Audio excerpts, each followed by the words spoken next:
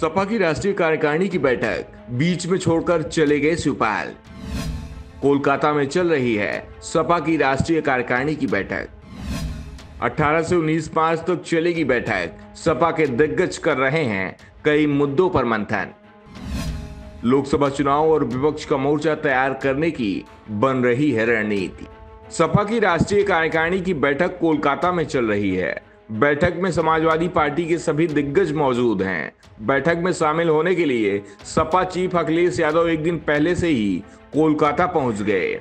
बंगाल की सीएम ममता बनर्जी से ही उन्होंने मुलाकात की। इसके बाद से ही तीसरे मोर्चे की चर्चाएं शुरू हो गई। ममता से मुलाकात के बाद अखिलेश यादव ने पार्टी की राष्ट्रीय कार्यकारिणी की बैठक में हिस्सा लिया, लेकिन अचानक ही खबर आई कि शिवपाल यादव बैठक छोड़ गए हैं। उनके लखनऊ जाने की खबरें आने लगी हैं और जल्दी ही साफ हो गया कि शिवपाल वापस लौट गए हैं।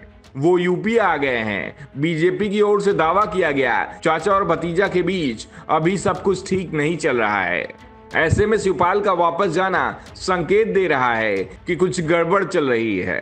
तो दूसरी ओर सपा की ओर से तुरंत ही बयान आ गया कि शिवपाल इस समय यूपी में थे। बैठक में वो और भी तरीकों से जुड़ सकते हैं। यूपी में सहकारिता चुनाव के लिए शिवपाल की जरूरत थी। सपा में सहकारिता की रणनीति को समझने वाले शिवपाल सबसे बड़े नेता हैं। सपा के शासनकाल में भी शिवपाल के पास ही सहकारिता चुनाव की कमान होती थी और जब भी शिवपाल के हाथ में कमान रही, परिणाम सपा के मनमाफिक ही आए हैं। वैसे इस बार मुकाबला आसान नहीं है, क्योंकि 6 साल पहले प्रदेश की सत्ता से सपा गायब है। सपा के गठन के बाद से ये पहला मौका है जब इतने लंबे समय तक यूपी में सपा को विपक्ष में बैठना पड़ा हो।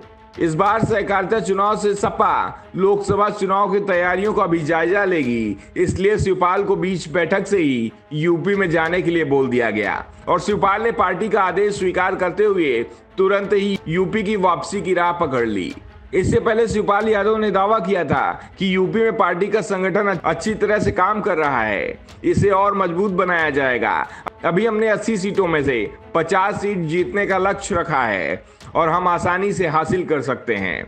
हम लोग पूरी मजबूती से चुनाव लड़ेंगे। शिवपाल ने यहां तक दावा कर दिया कि 2024 के लोकसभा चुनाव में यूपी में ही नहीं बल्कि पूरे देश में बीजेपी की परेशानी बढ़ाने वाली है। ममता के साथ अखिलेश की मुलाकात का जिक्र करते हुए शिवपाल ने कहा, सपा चीफ ने टीएमसी प्रमुख को विपक्ष मोर्चे का नेतृत्व करने को कहा है। ममता ने भी आश्वासन दिया है कि तीसरे मोर्चे की असली बैठक में वो भी उपस्थित रहेंगी।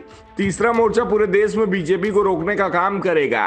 इससे पहले समाजवादी पार्टी ने यह साफ कर दिया है कि वो कांग्रेस और बीजेपी दोनों ही गठबंधन से समान दूरी बनाकर चलेगी। लोकसभा चुनाव में सपा के साथ गठबंधन नहीं करेगी और बीजेपी के साथ तो किसी भी कीमत पर साथ जाने का कोई विचार ही नहीं है। दरअसल लोकसभा चुनाव में देश की नजरें यूपी और बंगाल पर टिकी हुई हैं। इन दोनों राज्यों में लोकसभा की 543 सीटों में से 122 सीटें हैं और सबसे बड़ी बात यह है कि 122 सीटें ही तय कर देंगी कि केंद्र सरकार में बीजेपी सत्ता में बैठेगी या फिर विपक्ष में।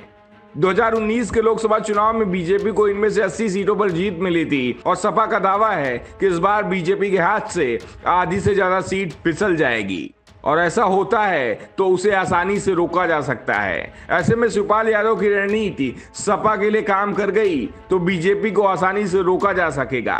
वैसे भी पश्चिम बंगाल को लेकर तो ये पहले ही दावा किया जा रहा है कि इस बार बीजेपी के लिए पश्चिम बंगाल में 2019 के प्रदर्शन के आसपास पहुंचना बेहद मुश्किल है।